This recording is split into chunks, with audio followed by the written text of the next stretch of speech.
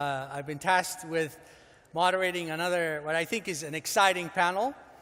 This time, slightly different than the other panel where we're talking about consumers. This panel, really, it's focused on philanthropy. Now, I start from the notion that those who are fortunate enough, especially in Africa, need to give back because we still have a very early stage emerging Africa where there's a lot of needs. But then again, it's just not in Africa, right? Even in the developed world, philanthropy plays a very significant role in the lives of everyday people. So what we've decided to do is we bring you 3 eminently qualified individuals who have accomplished a lot in that space. The first person, and I'm not going to go through all the bios because I think you have it on your iPad, so please look up their bios, but I'm sure you'll be impressed. The first person on the panel, I asked him how should I pronounce his name. He said, just call me Sheikh, even though it's spelled C-H-E-I-C-K, it's pronounced Sheikh, right? He was a former prime minister of Mali, but now he's in the philanthropy business. He will tell us more. The person in the middle, the very lovely lady in the middle, is Tsitsi Masiwa. If you notice the last name, you've seen her significant other was on the panel earlier, but she said they're 2 different people, so she's the boss. And the third person, who I know very well, James Mwangi, he's a chairman and CEO of Equity Bank. I know James because 2 years ago I was the master of ceremony when we awarded him the Ernst & Young Entrepreneur of the Year Award for East Africa, which we're very proud that he went on to win the Global Entrepreneur of the Year Award program, the first African to ever win that. So you can see. But today he's not here to talk about, I'm sure he would like to talk about Equity Bank, but I'm sure he's going to talk about philanthropy. So this is the panel. And what I'm going to do is, like I did earlier, I'm going to sit down if you allow me so I can be part of the process. But the first thing I'm going to ask of Sheikh is that, how did you get into the philanthropy business? He's a former Microsoft executive. So you can imagine going from software and knowledge, big time money, into philanthropy. So tell us how you got into it, what areas you focus on, and how do you see in your role the philanthropy business in Africa? Especially, you are an indigenous, all 3 of you are indigenous local philanthropists, meaning Africans, which, as you know, in Africa, in all over the world, we're more accustomed to Western philanthropies coming to Africa. But now we have 3 real-life examples that is being done by Africans. So start from that. Thank you very much. Before I get started, let me thank the organizer for inviting me and for a very successful meeting.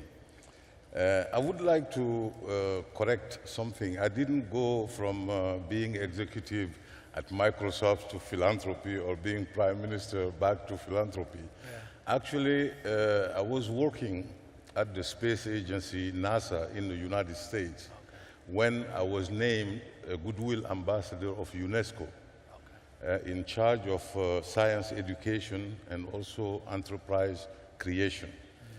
And when I combined that with my desire to bring back something back to my country, who had invested in my education, because I come from a country, Mali, that a lot of people don't even know about. But that country, a long time ago, decided to invest in its people.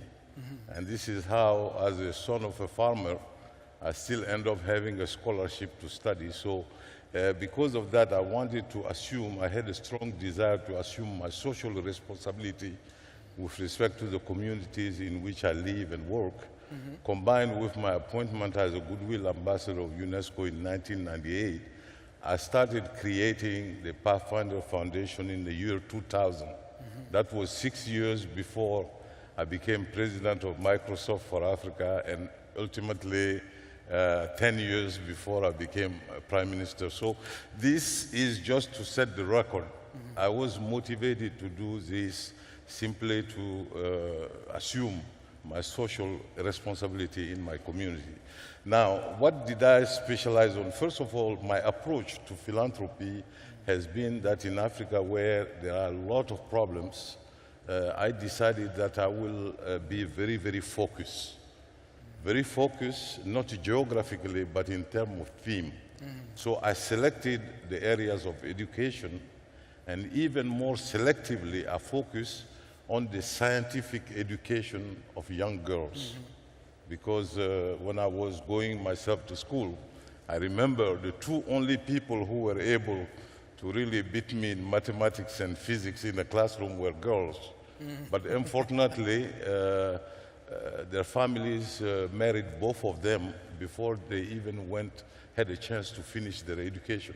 So because of that, I have such a vivid memory of that I decided that I will focus on the education, the scientific education of girls. And the other part that I wanted to focus on is also poverty alleviation, but specifically for rural area, agricultural communities. These are the two places that I focus on. So your main focus is science and technology for women. Education for women. Education for women. Yes. And as you said, this was driven by the fact that two of the smartest people that you knew were women and they were not given the opportunity. And also by the fact that at the time I created that, the only thing I knew was science, because myself, I was an engineer at NASA, you know, managing some aspect of the Mars exploration program. So all I could do is transfer some of that scientific notion and passion to part of my community. Up to what level of education do you take? Essentially, I was focusing on girls that were in the 11th grade level and creating these camps, this boot camp for them during the vacation that, and the following year they will go into 12th grade and finish high school. This is where actually I find it more, how you call it, effective, and really where you have leveraging in the investment that you make in that sector. Very good. Now, picking up on what Sheikh said, you are the executive chairperson for Higher Life Foundation. What is the Higher Life Foundation? How did it get started? What does it do? Okay. How I got into philanthropy was, I think earlier on, Strive, my husband, alluded to how we got our telephone license. It was issued by the High Court of Zimbabwe. So it was during the process of trying to establish the telephone business, the mobile cell phone business, where it was very difficult, and it was a period in which I personally began to reflect on why it was so difficult to set up the business. And once we set up the business, I questioned myself, what will I do with the money? Because it was pretty evident from the financials that it was a profitable business. I didn't imagine it would get to the size that it is today. But I knew that it certainly was more than what my personal needs were. So as I questioned and sought, in with my spouse and asking ourselves, so what? What will we do with the money? The answer then came, which was evident. There was a scourge of AIDS in Zimbabwe. A lot of people were dying, and we saw many orphaned children who the government had no capacity to solve the problem. And we felt that from the resources that we were able to generate as shareholders in the business, that we would take some of that money and invest it in education. So we started off with 600 orphans, and that grew. Now we help more than 40,000. 50,000. Yeah, mainly based in Zimbabwe, and then we have some in Lesotho, some in Burundi, and we also work in South Africa. So the work has expanded. It started in education, and then a need arose in the health sector. There was a cholera outbreak, and financial resources were required too quickly. The doctors had gone on strike, so somebody needed to step in to fund the doctors so that they quickly get back to work, and also bring in the basic medicines and tools, resources that were needed to deal with the crisis. So that's how we got into the health sector. And from that, we again built quite a fairly large organization that focuses on dealing with any crisis through information, education, and also providing financial resources while the governments are still getting their, act together. Sometimes donors are able to take a little bit of time before they actually act. Yeah. So we have found quite an important role we fulfill in being the first to deal with the crisis. Of course, we ride on the mobile telephone business, because through that you can quickly talk to people, communicate, and get the message across to the relevant people Is in a it very gender strong... biased? Sorry? Is it gender biased? Like Sheikh said, he focuses on women. No, we're not gender biased, but we are gender sensitive. On the education program, 54% of the people who get scholarships are women. Okay. And so there's a consciousness that we need to promote the girl child, Right. but we really do look at the social needs. How deep is the problem? How socially deep is the crisis? And then we intervene in that respect. James, coming to you. James is a very well-known banker in Africa. He's talking to him earlier. He's done something creative to help to establish this foundation. So tell us how you established this foundation. I was actually pleasantly surprised to hear that. You were also the executive chairman of the foundation, right? I'm going to come to the rest of you as well about this talk, but starting with you, how did you get started on this foundation? Even the bank itself actually originally had this wider approach, empowerment idea, right? Even Equity Bank, but apparently you've translated that into your foundation. Tell us more about the foundation, what it does, when did it start, where is it going? Thank you very much. As you have lately said, we started with the bank having a mission that focuses on socio-economic transformation of Africa. And after winning the hearts and minds of 57% of all the banked population in Kenya, we realized we were making a huge contribution to the transformation. But there were gaps. We realized that as a bank, there was what one would call market failure. And we realized we were not reaching some of the segments of the population that were very needy. We studied the African culture, and we realized philanthropy was inbuilt in the communities. Those who did well supported those who were not doing very well. And the African society is structured in form of communities. So we decided to start a foundation that would really fill in the gaps that we couldn't deal with from a financial perspective. And the first one we realized was building capacity. If you build the capacity of the people, then they could start their journey of socio-economic transformation. And the first one we focused on was on agriculture. And we said, if we could be able to build capacity in peasant farmers and transform them into agribusinesses, they would enter into the marketplace and they would start not just growing for their subsistence, but would start growing for the market. And suddenly, we saw we had managed to transform 460,000 peasant farmers into agribusinesses, and we saw their quality of lives changing. And we realized education was the most powerful tool of transforming Africa. And after studying the Kenyan system where primary education is free, we realized a huge percentage of the top 5% of Kenyan children who finish free primary education are not able to transit into secondary education. So we said we would target that. And so far we have 10,000 of such very gifted but needy kids in secondary schools. But we thought it would be good to take them all through up to their university education. So we have transited another 2,000 to university education. And lately we realized we could give them global opportunity, and we have 200 in Ivy League schools basically pursuing their education. And we realized that those children not only transform themselves, but they transform their families, extended families, and sometimes their villages when they complete education.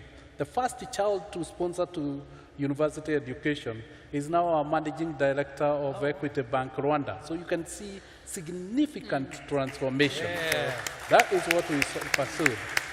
So we give equal opportunities to girls and boys. So 50% of the scholarship goes to boys and 50%. But essentially, later on, we realized 40% of all default among low-income segments in loan repayment was because of ill health. And we realized we could really address the issue. We tried to address it with medical insurance, or what we could call micro health insurance, but we realized the supply side. After we mobilized the demand, supply side collapsed. We reflected a lot and realized out of the 2,000 kids we had sponsored to university, 400 had done a degree in medicine. And we decided, why don't we create a franchise for 300 of them, give them loans, train them on entrepreneurship, and get them to set a parallel medical system or health system in the country. And we are really glad that they took it up, and now we have addressed the supply side. So again, we saw we have enormous infrastructure as a bank.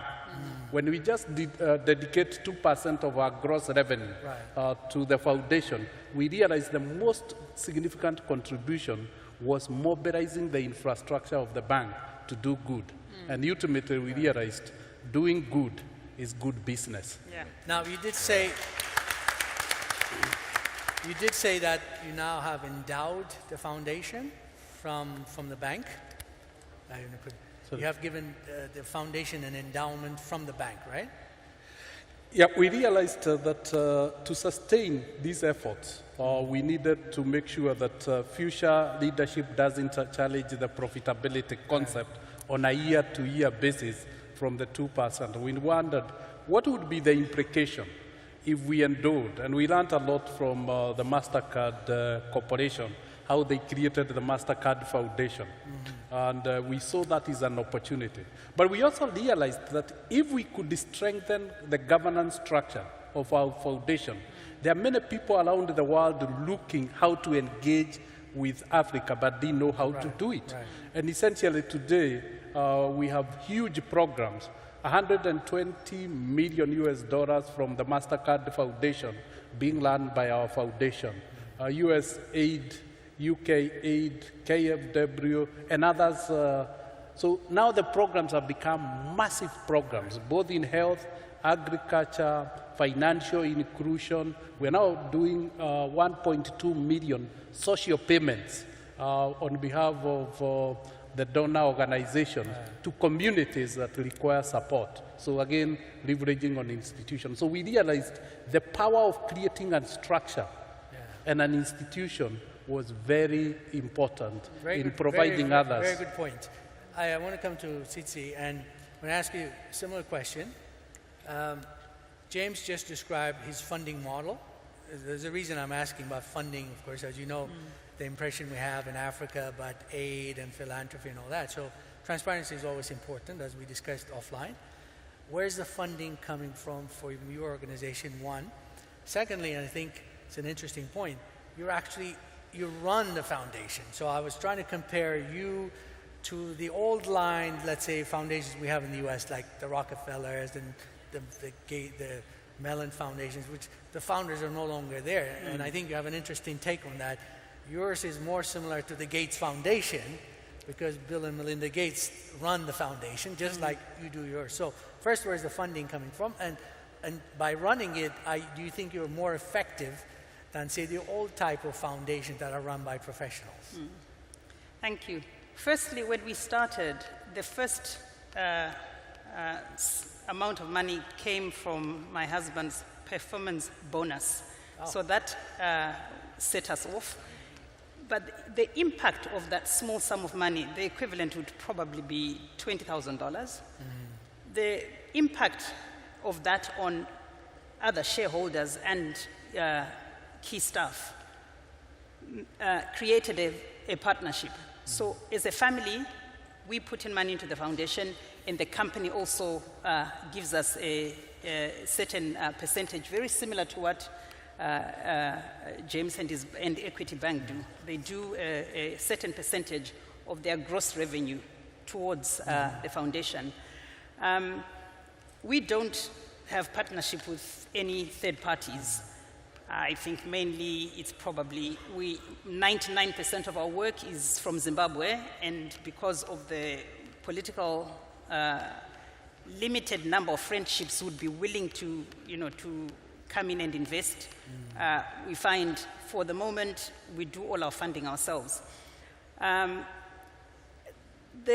When I drew similarities to the Gates Foundation versus the older Rockefeller, Carnegie, etc. foundations, the fundamental difference is when the philanthropist is alive, your whole mind, your heart, your energy, your values are invested in your foundation.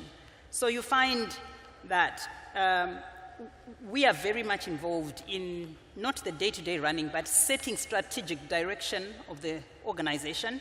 And also, we have the flexibility where if a board doesn't think resources should be put in a particular place, there's flexibility when you're there, when you see the problems on the ground, when you see the challenges, to be able to move money from one budget line to another. Now, this is not to break the governance rules, but it's just that you always build in that flexibility because you are very hands-on, you are involved, you see what the situation is on the ground. You want to ensure that you are responding to social problems that, like I said earlier, that a government cannot quickly respond to because of structural issues, or where a donor has to hold a committee, have political and other certain alignments before they can move money to, to solve a problem. Right. So in that regard, I see the similarities, very heavily with. I think it's a very good, valid point. Before I ask Sheikh the next question, though, is on your iPads, like we did before, there are some polling questions. Hopefully, you have them in front of you.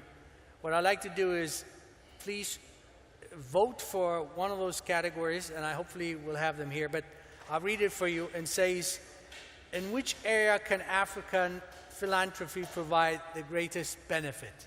Okay? A, health. B, education. C, poverty reduction. D, economic development. And E is infrastructure. So if you can vote for these, and we'll show you on the screen, and then we can use it to discuss with the panelists. But I want to come to Sheikh.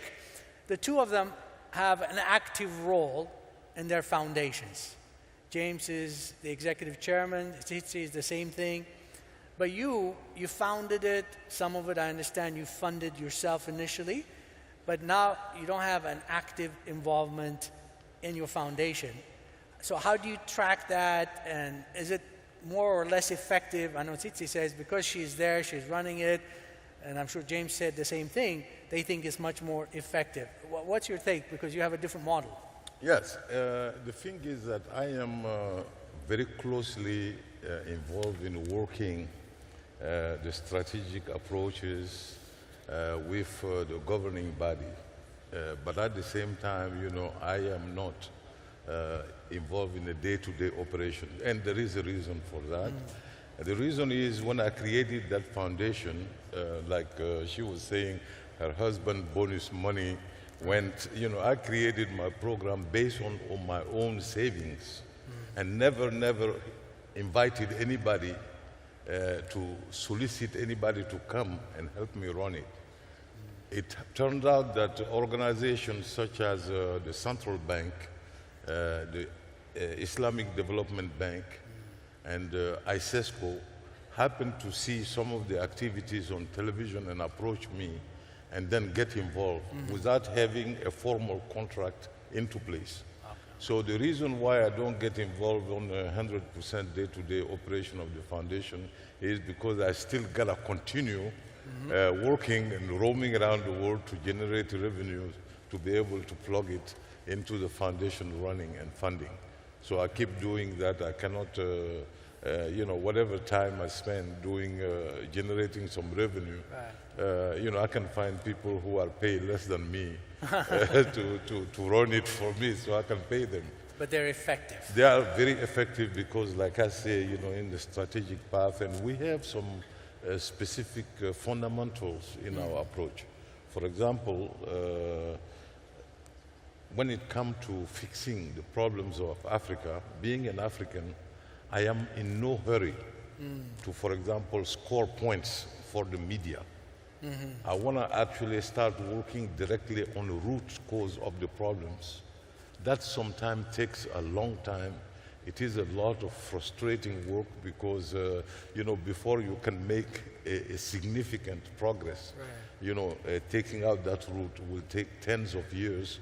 But, you know, you have to keep doing it because this is your home. And you have to ultimately fix it.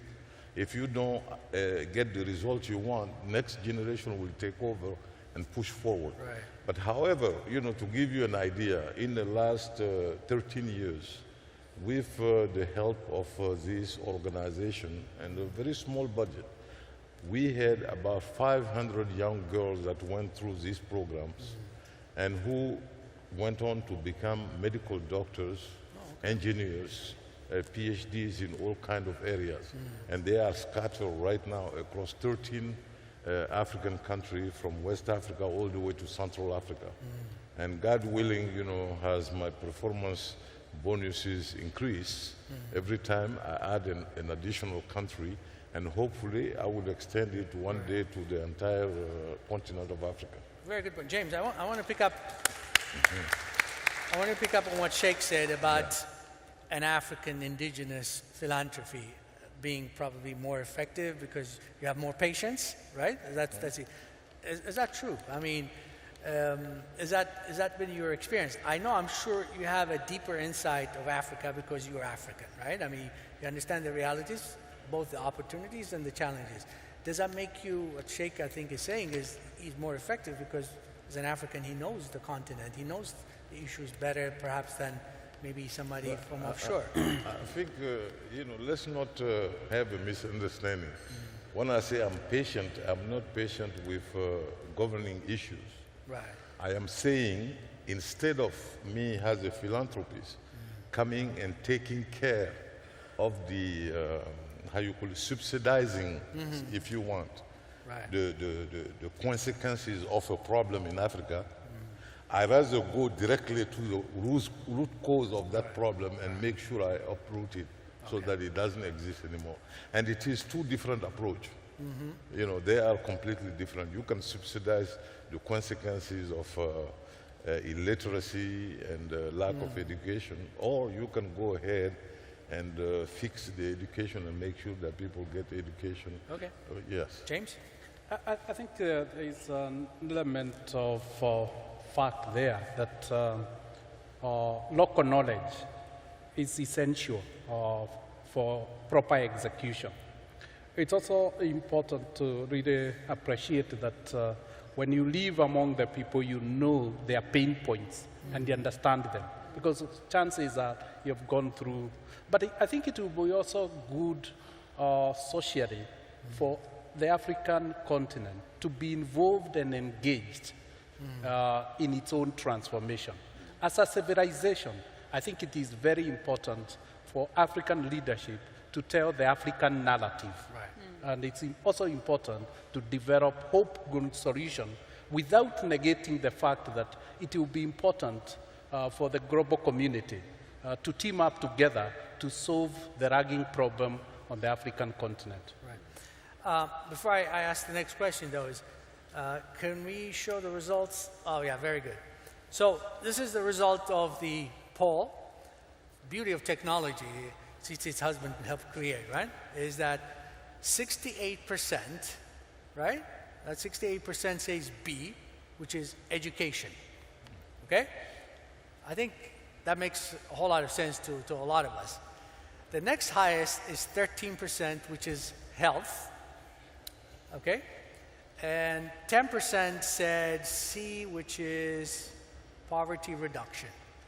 And apparently the others were so small, or the computer just got tired, didn't show us the numbers. But we got to, what do you make of this, Tsitsi? I mean, this is your area of expertise. I think it's a pretty good reflection of where the philanthropic dollars generally go in Africa. But the term education is very wide. For instance, the money doesn't just go to scholarships, right? There's a lot of innovation going on. We find opportunities for products that help us to use the same amount of money, but to reach probably 20, 50, 100 times more people because of the ability to take certain products, educational products, from the classroom to a tablet to a cell phone. So thereby completely changing the dynamics of what we mean when we say the money is going towards education. Right. So the term is very broad, but the specifics really, when it comes to the specifics, technology plays a key role, even in health. Because of the relationship, like I said, with the cell phone company, you see that the social problems are huge, but the ability to tackle them effectively and solve the problems are infinitely possible because of the opportunities that are available through innovative products and services. James, is it in alignment with your thinking? I agree with the audience that philanthropy in Africa should focus about the people. When you look at what has been done, it's all about people. And health and poverty addresses the immediate pains, what we feel and what we can see. But education is a long-term solution and a lasting solution that effectively will give the Africans themselves the power to continue with the journey of transforming the continent. But I want to bring up another topic here, which is, as you know, as Africans, we know that aid or philanthropy has always had this connotation. Especially, this is unique. This is African-based philanthropists, like we've discussed, doing it differently, perhaps, with a better understanding. But for decades, Africa's gotten a lot of bad rap, right? We've gotten a lot of aid in the name of philanthropy, in the name of whatever you call it. Is that going to change now that we have people like you running these types of effective organizations? In the case of the both of you running it, but even Sheikh said he has people he can trust, he can control. How is that going to change now that, you know, that bad image that we used to have? We're aid dependent, or we like philanthropists more than we like entrepreneurs, you know, in Africa in the old days. I'll start with you and I'll come to Sheikh. Tsitsi? Starting with Yeah, me. sure. You're married to an entrepreneur. You started with an entrepreneur, right? Yeah. So do you think that will change now with people like you running philanthropies from an African perspective? That bad image, that the old image of Africa would change with this? I think the impact is huge when you have Africans, like what James said, who understand the environment, who are on the ground. I mean, I look at how our staff works. They go to areas where generally donor-funded personnel would generally not go. Right. They will spend hours that generally they wouldn't, because of, in our work, it's more than a profession, it's a calling. When people do the kind of work they do and go to the kind of places they go to, they tell you it's because they feel in their hearts they're fulfilling their purpose. So there's a huge difference there. I want to mention something about the role of donors, in that I always feel everywhere we work, whether it's the government or the donors, we always work on the basis of finding common ground, so that you maximize your efficiencies, you maximize on the relationship. Does donor funding have a future? Most certainly, but I think the stronger the local philanthropists get in terms of results, impact, the greater the ability to tell their narrative, the more effective the results, and the greater the buy-in from, I think, other strategic partners who may not, whose models are slightly different from the donor type of model. Yeah. Sheikh? Yeah. You were an ex-Microsoft executive. Your old boss has one of probably the largest foundation in the world, right? True. And he has made a forecast that says that by 2035, there would not be any more poor countries left in the world. And I'm just wondering, how does your kind of effort fit into the eradication of poor countries in the world? You see, we are so impregnated with the local issues. We know it, we live it. We live in it. Which means that if, for example, a traditional philanthropist comes and give the means into a community to solve a problem, you know, the stakes are not the same as if it is a local philanthropist, because the local philanthropist knows is much better result-oriented, because if she doesn't solve the problem she is facing today with the resources, then her children will be faced with the same problem, and they will be living with it. So that gives us, how you say it again,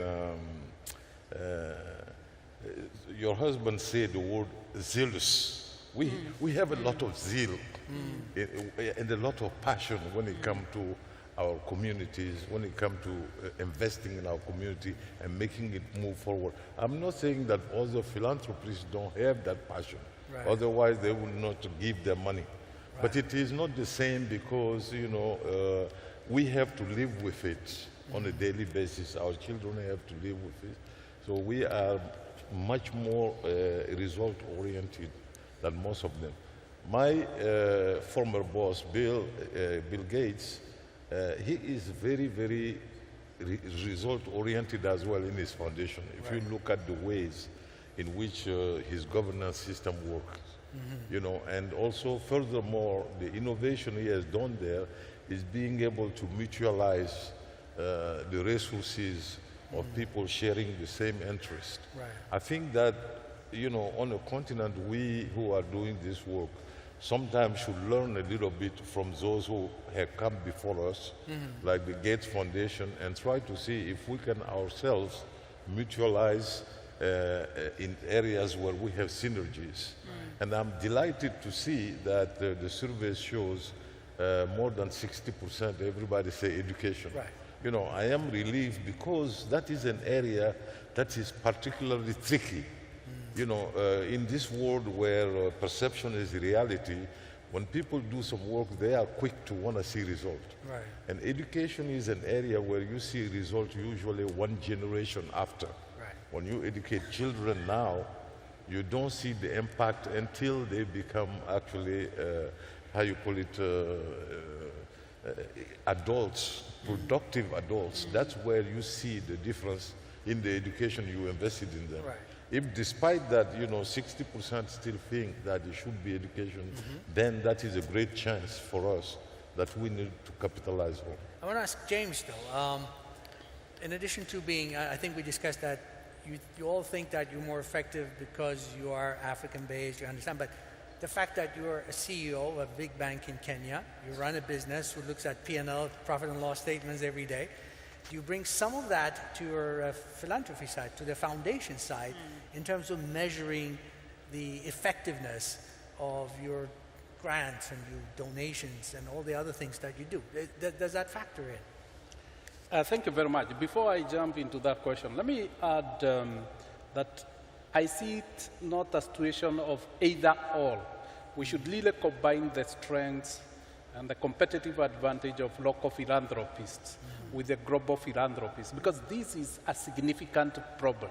It's a global problem that needs to be challenged and to be addressed, because if we don't deal with it, the spillover effect doesn't only affect the local markets, it becomes a global problem. The second thing is that while we are doing this in philanthropy, we should hold the governments, our governments, to do what they need to do. Things like health, things like education should be sorted out as a priority area for investment in people. Because we can transform Africa, and Africa can rise without its people rising if we really focus on growth other than development of the people. Lastly, in responding to your question, I think it is important once to try and create structures that can be scaled and that are sustainable. Right. Because that is why we chose of using the broad equity and the infrastructure and the corporate competencies of an organization, so that you bring the strengths, the competencies of a corporation into being. And I guess that is why we have quickly won the trust of international community in executing what they would like to do in Africa. It's interesting that all three of you, what you do is pretty much aligned with the survey results of the audience. But when I look at it from a global perspective, a lot of the donors' money into philanthropy or partnership, development partnership in Africa goes into other things like capacity building of civil societies, human rights, press freedom. I know none of you are in that area, right? Which sounds like the audience is also aligned that this is the areas you should focus on. Is there a disconnect here between the overseas donors and what you African-based? I mean, you're all smiling, so there must be something here. Tsitsi, I start with you. I smile all the time. And I'm smiling because with civic society, I find they operate a little bit differently. The measurables are different. Sometimes what they measure as impact is different. So what we do as philanthropists is to also allow budget lines for civil society. So if there's a cause which is worthy, or the civic society has a message that you believe or a strategy that you believe aligns indirectly with what you do, we are very happy to partner. That's why I say philanthropy is beautiful. There's a lot of flexibility.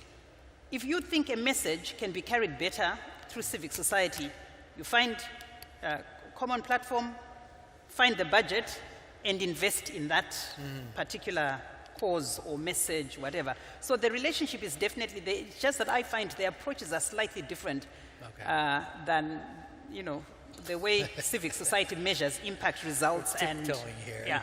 effectiveness. Sheikh, and then I'll come to you, James. Yeah, I smile because, I have seen some of these bringing very bad habits into my community. For example, I have tried many times, to use some expertise that were available to me to provide some training at that level. But usually people would not come to that kind of training because contrary to big organizations such as the World Bank or other philanthropist organizations, I don't give per diem. In addition to training you, I will not give you the per diem, I will not give you this and that. Right. So we have those kind of systems that have been built in Africa that is counterproductive. People not only don't look at the quality anymore of the programs that are being offered, but they look rather at the financial perks that come with the program. Exactly. And that is something that is becoming almost like a drug, dependency drug, that is actually keeping most of our civil society from actually making the good choice as to the type of training that they need and the quality of the different training. James, same question for you. I think local philanthropists might have a narrow agenda that focuses on the people themselves because of the impact of instant feedback. Remember, their brands exist and coexist with the communities. So it is imperative that local philanthropists will be more sensitive because they will receive more feedback. Two, they are likely to have a wider agenda as opposed to that of the communities. So the how and the what, to a great extent, will differ because of prioritizing. And again, lastly, because of local knowledge. Very good. As I promised you at the beginning, I knew this was going to be a very exciting, interesting session, and I don't think we failed you, hopefully, from the panelists.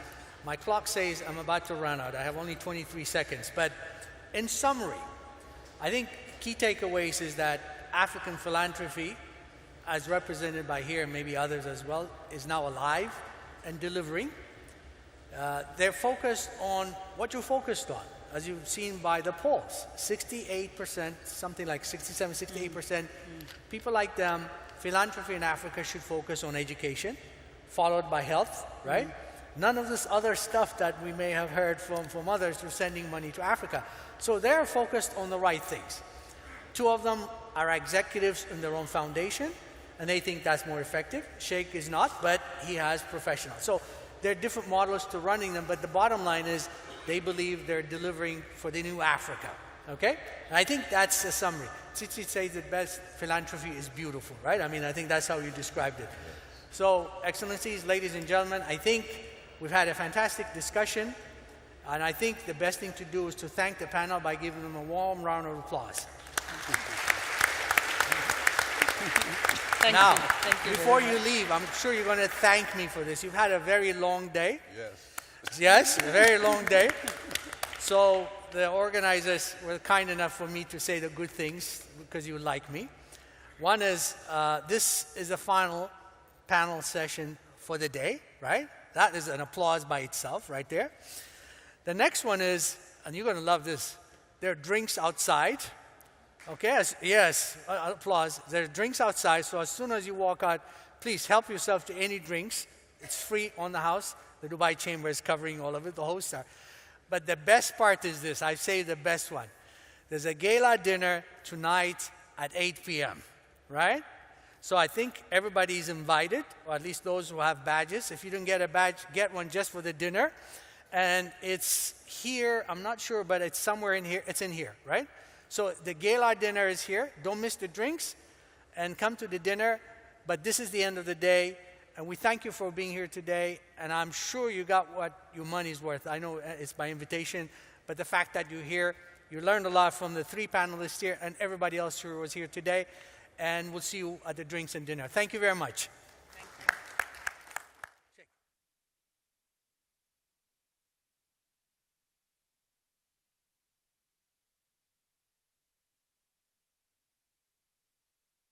Please return your iPads at the designated desks in the pre-function for charging.